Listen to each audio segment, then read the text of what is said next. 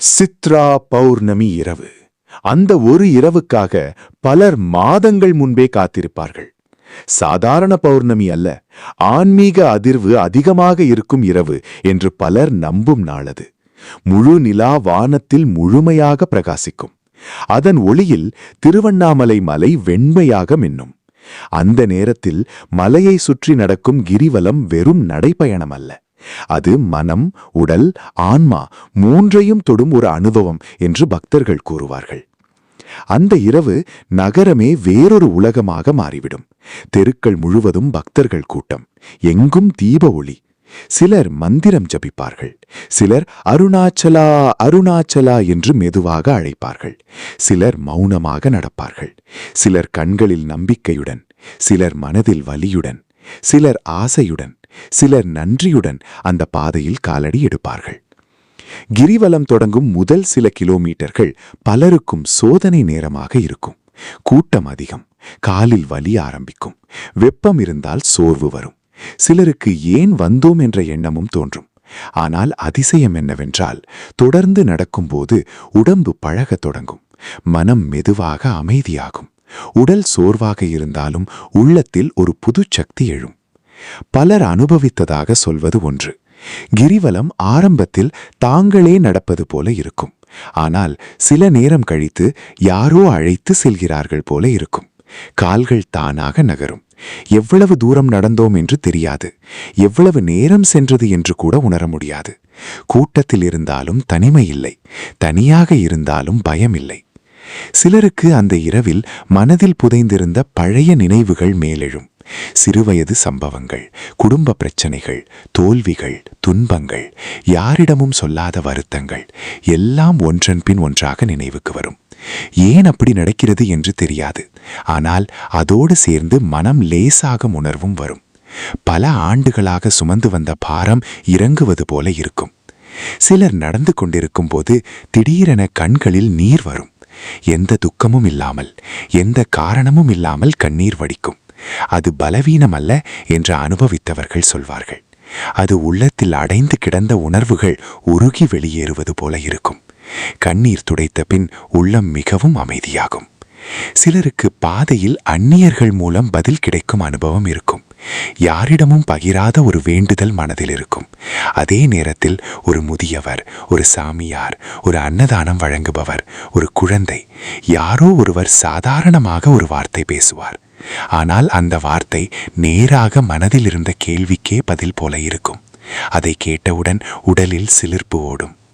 எல்லாம் சரியாகும், கவலைப்படாதே, நம்பிக்கையோடே போ, அழைத்தவர் கைவிட மாட்டார்.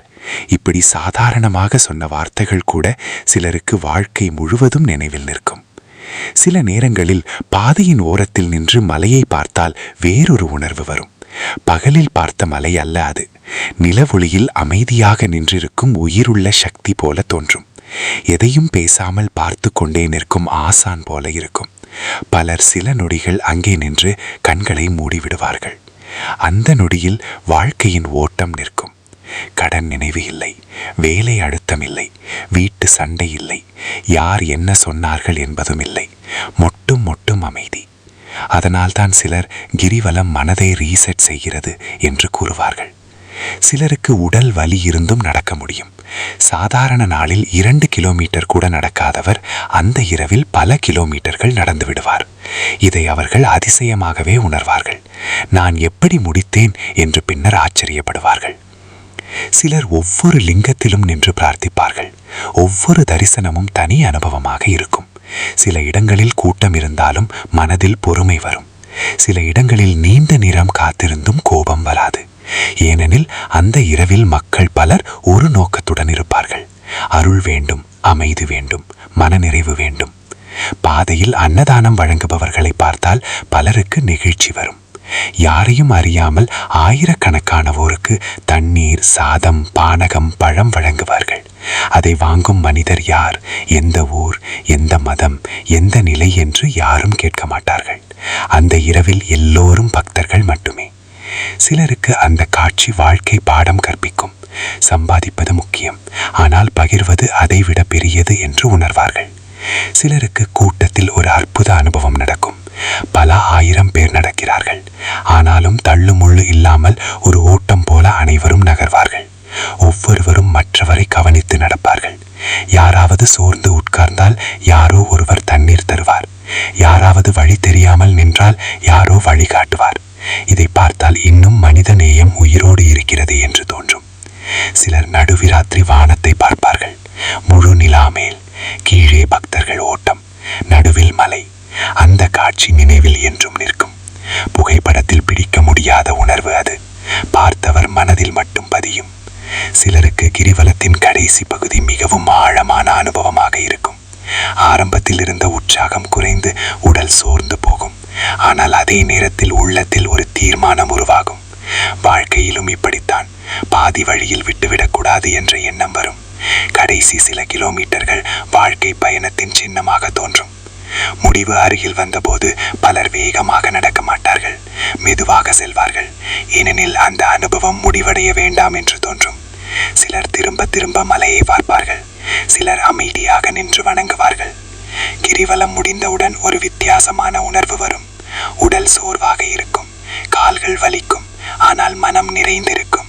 அந்த சோர்வும் இனிமையாக இருக்கும். சிலர் அங்கேயே அமர்ந்து அமைதியாக இருப்பார்கள். பேச விருப்பமில்லை, ஏனெனில் வார்த்தைகளால் சொல்ல முடியாத ஒன்றை உள்ளத்தில் உணர்ந்திருப்பார்கள். பலர் சொல்வது, கிரிவலம் முடிந்த பின் சில நாட்களில் வாழ்க்கையில் மாற்றங்கள் தொடங்கும். உடனே பணம் விழாது, பிரச்சனை மறையாது, ஆனால் மனநிலை மாறும். முன்பு பயமாயிருந்த விஷயங்கள் சிறியதாக தோன்றும். தீர்வு இல்லாதது போல இருந்த பிரச்சனைகளுக்கு வழிகள் திறக்கும். தடைப்பட்ட வேலைகள் நகரும். வீட்டில் சண்டை குறையும், மன அழுத்தம் குறையும். சிலர் அதையே அருள் என்று சொல்வார்கள். சிலர் அதையே மனமாற்றம் என்று சொல்வார்கள். சிலர் அதையே ஆன்மீக சக்தி என்று சொல்வார்கள். எப்படி சொன்னாலும் அனுபவித்தவருக்கு அது உண்மை. சிலருக்கு ஆண்டுதோறும் இந்த இரவு அழைப்பு வரும். இந்த வருடமும் போக வேண்டும் என்ற உள்ளுணர்வு எழும். வேலை இருந்தாலும், பணக்குறை இருந்தாலும், தடை இருந்தாலும் சம்ஹவ் சென்று விடுவார்கள். ஏனெனில் அவர்கள் அறிந்திருப்பார்கள், அங்கே சென்றால் ஏதோ ஒன்று சரியாகும் என்று. சிலர் முதல் முறை சென்று வாழ்நாள் முழுவதும் மறக்க மாட்டார்கள். பல முறை சென்று ஒவ்வொரு முறையும் புதிய அனுபவம் பெறுவார்கள். சிலர் வேண்டுதல் வைத்து செல்வார்கள்.